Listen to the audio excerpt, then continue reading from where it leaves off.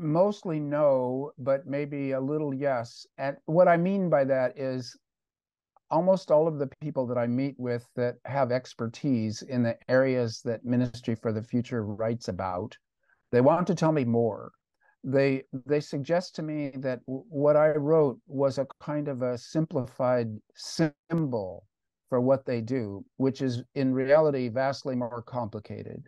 Now Hmm. that's okay. That's what fiction is about. It's a sort of a simplification, or you speak of the individual when you meet an entire class of people, etc.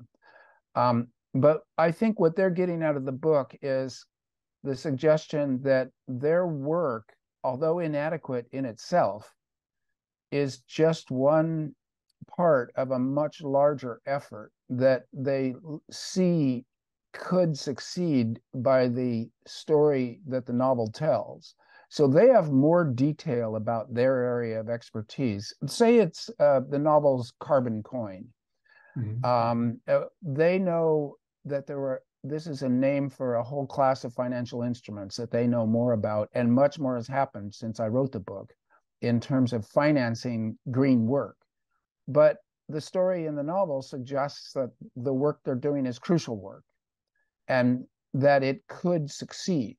Now, this might be a political fantasy. The novel might turn out, 30, 50 years from now, if somebody were to come across a thrown apart copy of Ministry for the Future, they'd say, oh, that was a fantasy of somebody who was too scared to face up to the fact that we were doomed even then, because we're doomed now.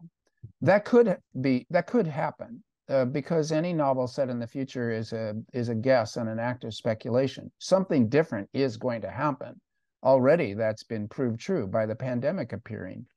And every step along the way is going to be different than Ministry. But I'll say this: it's going to happen faster than I portrayed in the Ministry. It's happening at an accelerated speed, and it's happening with articulations across the board, such that the policymakers, and I'm talking about diplomats, technocrats, scientists, business leaders who are actually deciding where investments and work should go, and then also elected politicians.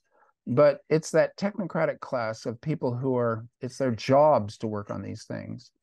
They are all energized, and it's become the principal problem of our time. And so their work has intense existential meaning.